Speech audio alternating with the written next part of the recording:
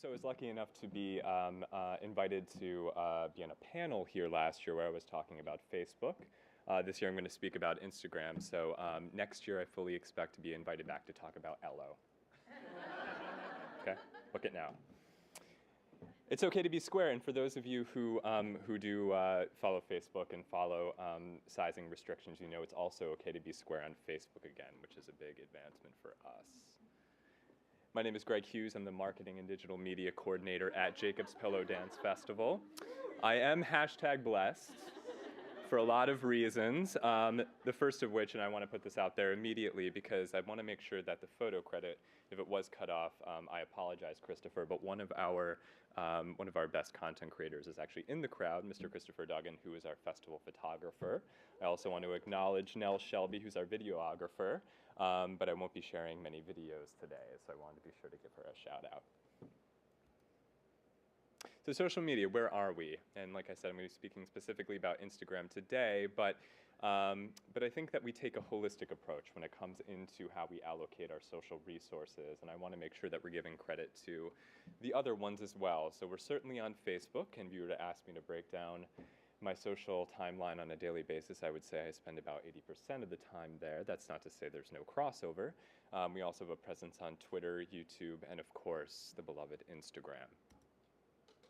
So why are we there? We're there because these are visual mediums, right? We have a beautiful, an organization that offers beautiful images. It enables us to tell the story of our organization, and it also clues us into the habits of the people who come here and allows them to express what their experience is like, so looking at it through their lens. And what I want to delve into today is not only how we can use Instagram to market to those individuals, but how we can look to those individuals to signify to us what their experience is like and what they're looking for. So I also wanted to shake the notion just up front that Instagram is still sort of a fringe platform, if you will. I know Eric invoked the 1 billion number when it came to Facebook earlier. That number is currently about 200 million for users on Instagram. But the more significant one to me is actually this one here, and that's the concept of post actions, right? So how frequently people are actually interacting with the content that surfaces in either of these platforms. And you can see here from the second quarter in 2014, Facebook had 6 billion post actions, right? So that's composed of likes, comments, and shares. Instagram had 3.4 billion. Now we're talking about still a fraction of the audience, but the audience it does have is incredibly, incredibly, incredibly engaged. And then we will look at the breakdown when it comes to per post. Now, I don't want to take out the sort of, the depletion of the organic reach might very well be a factor here, but there is something significant, I think, that Instagram is inspiring so many more post actions than Facebook at this moment.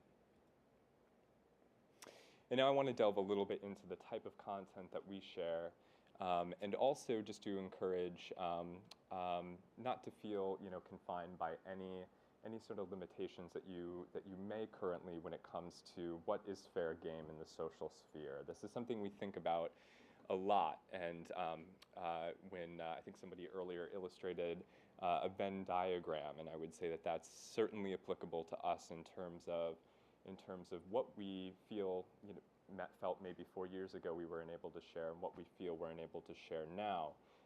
We're in a very interesting place, just collectively, in that we're speaking not only on behalf of our organization, but in a way we're speaking on behalf of the field. So if we are a dance festival, the possibilities for what we can share are not just limited to the companies that are performing there, but also to dance as a whole. And when you think about it in that way, it really broadens the scope of what is available.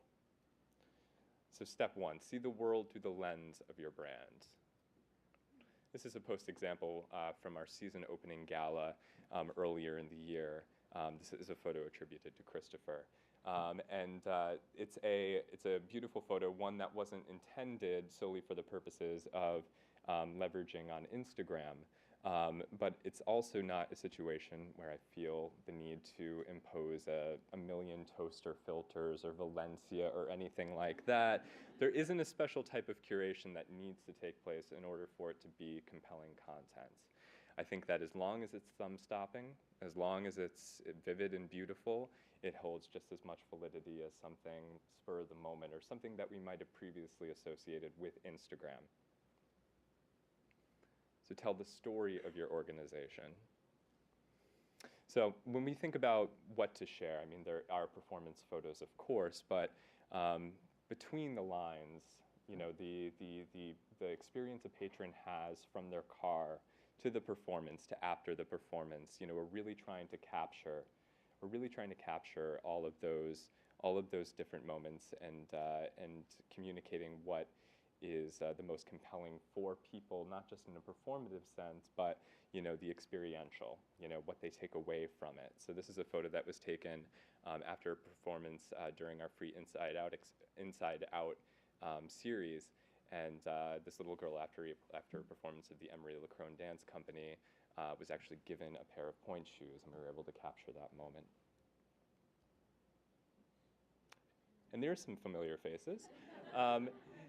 You know, hashtags, of course, are you know, an incredibly relevant thing, but you know, they can often be misused by organizations. And I would say that, you know, it's always good to have one that is specific to your organization, just so that you're able to see the content that is being curated during the year. But I'd also encourage you to have a branded one outside of that that has some sort of call to action. So this is an example of a series that we've been running for the past 2 years now called Pillow People.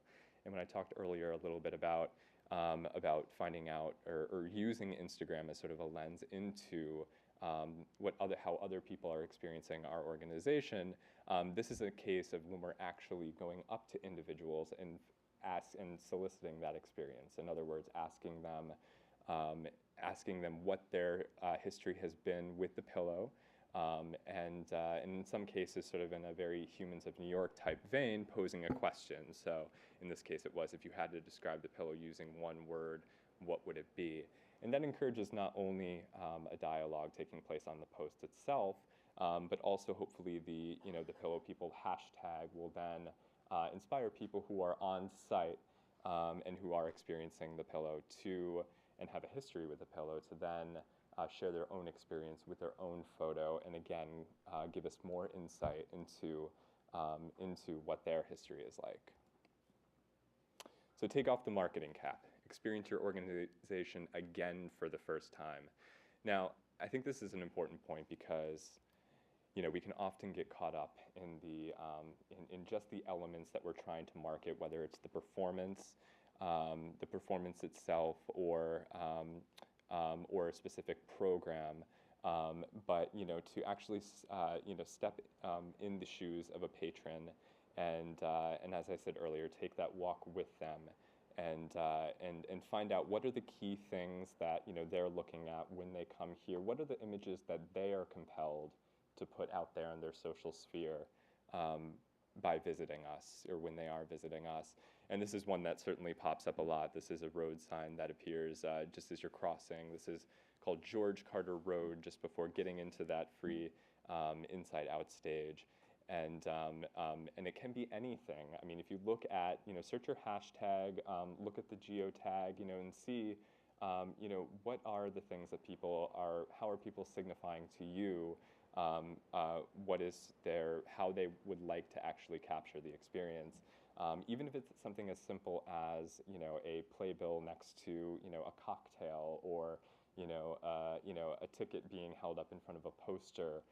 These are all, you know, things that you can then, you know, use to inspire future ideas for content. And this is just another example. The sort of bird's eye view of Inside Out is one that has become popular among our official photographers, but it's also you know, something that, you know, people will do toward the end of the performance, you know, sort of offering a glimpse into the Berkshires. Find beauty in unexpected places. So This idea or this concept for us is sort of taking, you know, 2 steps forward when it comes to thinking about, you know, pushing forward, you know, performance photography, but adding a layer of depth to it. So this is an example I like because it takes, you know, an image that has over the past couple of years almost become synonymous with the pillow, which is that Dancers Among Us photograph of Michaela de Prince. It's going to be featured on the Dancers Among Us calendar for 2015. But what I like about it is, you know, we didn't just want to capture, you know, the calendar, you know, in its form, you know, even though the photo itself is compelling, we thought, how can we add an additional layer to that? So the idea was, and with our marketing intern, Jamie, this past summer, we actually took a hike out to the road where this was photographed and hung the calendar on a tree and then photographed it from a different perspective. Find new and unique content creators. So, you know, obviously people, you know, talk all the time about the, you know, the democratization of photography when it comes to Instagram, how it's, you know, enabled so many more people to, you know, to almost act as photojournalists. And this is something that we also appreciate and encourage. And so at the beginning of every festival, we, you know, will collect as a staff and as a team, you know, of extended seasonal staff and interns, and we put the call out to them, you know, if they're, you know, do not feel reticent to send me, you know, social content. If you are active on Instagram and you know, capture some, you know, some perspective of the pillow that you think is unique or beautiful, please, by all means, send it to me. I can't be everywhere at once, and you know, as Leah said earlier, sometimes, you know, more often than not, you're going to nix those ideas, but once in a while, you'll get something that's really beautiful, and this is a case. We have weddings during the off season where one of our year-round staff members wandered up to where the ceremony was going to take place the day before and captured that shot. And the just going off of the idea of finding the new and unique content creators, also putting the call out to artists, whether they do it or not. And so this is something that is incredibly unique shot that I really love. This was actually backstage of the Ted Shawn Theater in the Wings during a program called Ballet 2014, and you might recognize the name that the photo is attributed to. That's Craig Hall, who's a soloist with the New York City Ballet, and he actually captured this photograph from the wings, and I love the dimensions of it, not only the performers, but you can see the individuals, you know, waiting to go on for Fancy Free. And so if you do have a theater or a dance, you know, or are a dance presenter, and you do identify, you know, artists who, you know, are active, then, you know, I would encourage you to reach out to them and see if you can possibly leverage their perspective and sort of make it into your own. Again, it's just another view of the organization that is not something that that comes from one person. It's sort of all-encompassing. Observe trends and think, how can I apply this? So Instagram, like any other social media, also has a language of its own. And I try to do a good job of following, you know, trends in different hashtags, and also the official ones that are put out by Instagram. Things that are eminently recognizable to us are always generate, you know, an enormous amount of engagement. But I always try to think about it through the lens of Jacob's Pillow. So this was a few weeks ago. Instagram put out a call for their weekend hashtag project was black and white landscapes, and I thought, well, we have a number of amazing landscape shots at the Pillow. So and also, you know, not just filtering it through the black and white lens, but also formatting it in such a way that's, you know, eminently familiar to the Instagram viewer. So you'll notice that whenever the weekend hashtag projects come out, they're formatted in a similar fashion. And anticipate what's next. So put your social resources not only into what is proven, but the next potential ROI generator. So, you know, like I said before about Instagram being perceived as sort of this fringe technology, I think, you know, we're certainly gearing up to the potential to monetize it, and Instagram is already making headway in that respect. They're working with a few Fortune 500 companies right now to test it. They're very interested in maintaining the authenticity. So you'll notice that if you ever try to close a sponsored post from Instagram, there'll be a more elaborate explanation as to why it wasn't appealing to you. They, like Facebook, where it's, everything is sort of fair game at the moment, they're still, they're not being judicious in terms of, this is not beautiful enough for us, but they're still trying to figure out the balancing act. And so it's better to be ahead of the game than sort of having this in your back pocket and then being behind the ball later. So in the meantime, think of the time as holistically beneficial. Your Instagram content can be used elsewhere. So we talked about that, 80, 20 or 80, 10, 10 breakdown.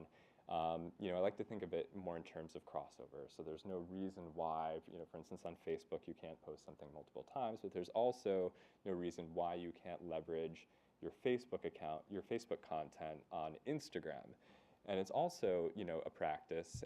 It's something that, I'll do from time to time to use Instagram as a barometer for what is potentially great content for Facebook, right? So putting it out there, seeing what kind of engagement it inspires, and then turning around and putting and reformatting it for the different platform. And this is just an example of something that I've done recently. And use the resources at your disposal. So, it's great to just, occasionally look at, like, shares and, the basic sort of forms of engagement on Instagram. But, I think that, before the, monetization rolls out, it's really important to start thinking in terms of strategy and how you can approach the app, strategically. And so Iconosquare is probably the most commonly used one. It links directly to your Instagram account. And it offers you, a certain number of insights into, into who's there, the types of filters that are the most effective, at least, from the content that you've already generated, and posting times. This is, probably the most important just in terms of, the way Instagram is structured to keep everything in chronological order. Which is not always the case with Facebook anymore. So we're going back to looking at, this really specifically. And that's it. Thank you.